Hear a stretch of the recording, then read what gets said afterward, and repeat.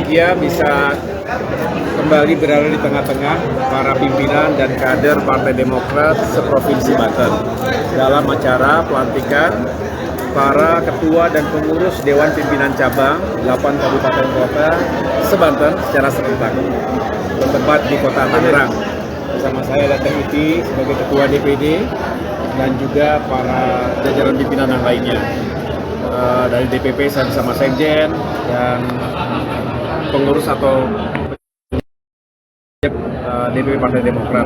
Saya ingin menyampaikan pesan kuat kepada para kader agar mulai dari sekarang kita siapkan mesin partai untuk meyakinkan bekerja dengan efektif, memenangkan hati dan pikiran masyarakat dan pada akhirnya suara masyarakat Banten.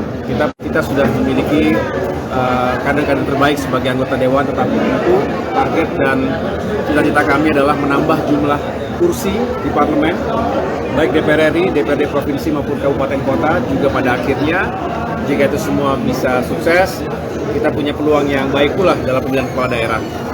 Tetapi tadi juga saya berpesan bahwa pada akhirnya kita juga ingin memenangkan pemilihan presiden tahun 2024. Disitulah saya menyampaikan perlu sinergi, perlu kolaborasi dan kekompakan dari semua kader. Saya juga menyampaikan tadi bahwa isu utama masyarakat kita hari ini adalah terkait dengan ekonomi dan kesejahteraan rakyat. Ini terjadi bukan hanya di Banten, tapi juga di berbagai daerah lainnya. Bagaimana kenaikan harga BBM itu benar-benar menyulitkan kehidupan rakyat. Naiknya harga-harga bahan pokok, kemudian juga bertambahnya pengangguran, melemahnya daya beli, kemiskinan bertambah, dan kita semua berharap bahwa prioritas pembangunan ke depan itu lebih dititikberatkan pada aspek manusianya, bukan hanya pembangunan sebuah benda.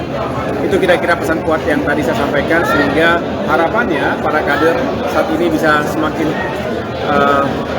sering dan aktif turun ke lapangan bersama rakyat. Kita ingin memperjuangkan perubahan dan perbaikan. Sekali lagi, perubahan dan perbaikan untuk Indonesia, juga termasuk Banten yang lebih baik ke depan.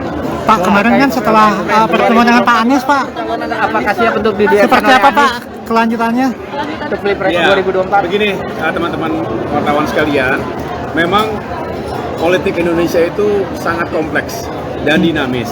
Saya bisa mengatakan hari ini sebetulnya semua juga masih terus berikhtiar, termasuk kami Partai Demokrat yang semakin intensif berbicara, berkomunikasi dengan Partai Nasdem dan juga PKS. Harapannya terbentuk koalisi yang kami namakan sebagai koalisi perubahan. Karena jika tiga partai tersebut berkoalisi, maka cukuplah memenuhi presidensial threshold 20%.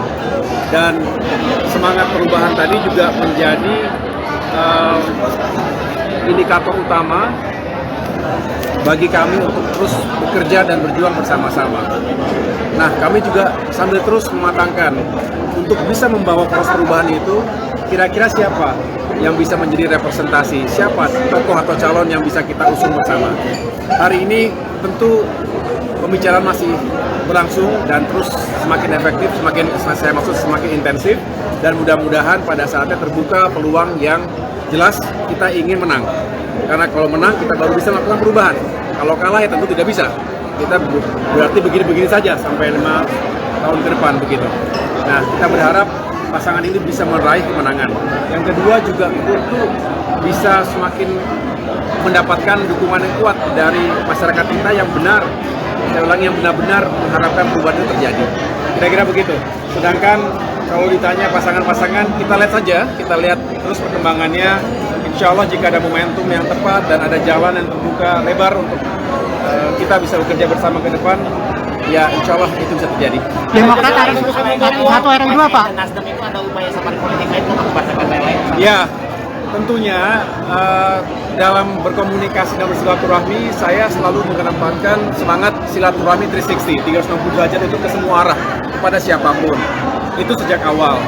Tetapi memang benar, karena kita juga ikuti partai-partai lain juga melakukan sejumlah manuver dalam arti berkomunikasi, berkoalisi dan lain sebagainya, dan itu semua memiliki hak dan kedaulatan yang harus kita hormati. Demikian pula kami minta diberikan hak dan kedaulatan yang juga sama baiknya ketika misalnya tadi Demokrat, Nasdem dan PKS juga sedang berikhtiar untuk melakukan bersama.